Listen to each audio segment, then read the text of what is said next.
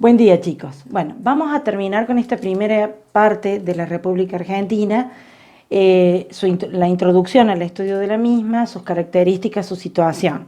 Ustedes ya vieron cuál era la superficie, cómo estaba dividida políticamente, porque Argentina era un estado reconocido por todas las naciones de la Tierra, porque tenía todos los elementos, reunía todos los elementos para ser considerado estado: un territorio, una población. Argentina tiene un sistema legal y un sistema político. Argentina también es una nación, porque tiene un bagaje de cultura, de elementos que nos identifican, como por ejemplo los símbolos patrios, la bandera, el himno. Todo eso nos convierten en un estado. También Argentina tiene una historia, que ustedes obviamente la desarrollan muy bien en la materia, pero que nosotros, para, digamos, ubicarnos y situarnos ligeramente en el tiempo, la dividimos en 6 partes. Argentina es un país que tiene una historia muy corta, si nosotros la comparamos, por ejemplo, con los países europeos que tienen miles de años. Argentina tiene muchos menos, ¿sí? Y podríamos decir que situamos a la historia de Argentina a partir de la etapa de los pueblos originarios, de los que sabemos bastante poco, porque han quedado pocos registros. Ustedes hicieron en el trabajo práctico una pequeña investigación sobre algunos puntos importantes de cada una de las etapas, y lo que van a hacer ahora es simplificar eso con lo que yo explico, más esos datos que ustedes investigaron, en una línea de tiempo.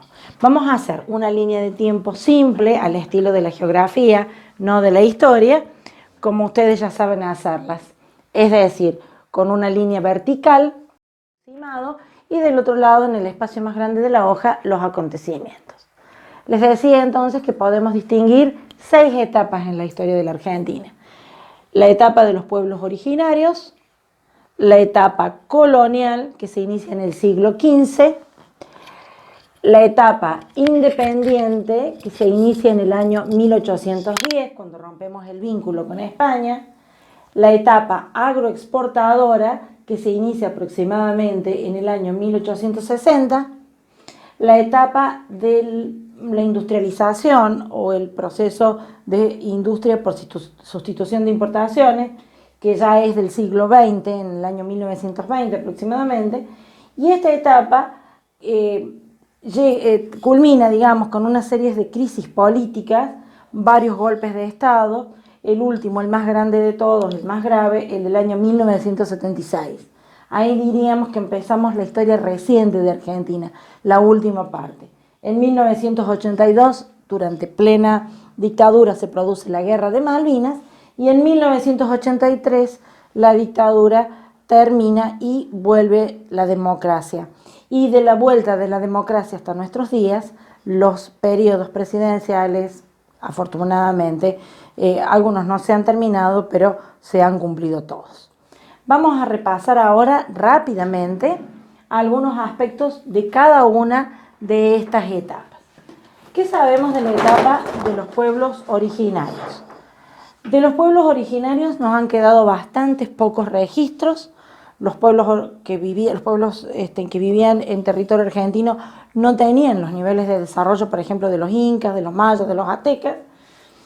Los más importantes se encuentran en el noreste, son los pueblos que estaban sometidos por el imperio inca, por eso tenían técnicas bastante importantes de agricultura, hasta de ganadería, de construcción, etc.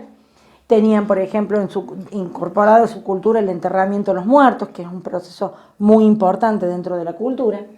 Después estaban los pueblos que se ubicaban hacia el este, en la región mesopotámica, hasta en algunos lugares de la llanura pampeana, que eran pueblos con un nivel de desarrollo menor.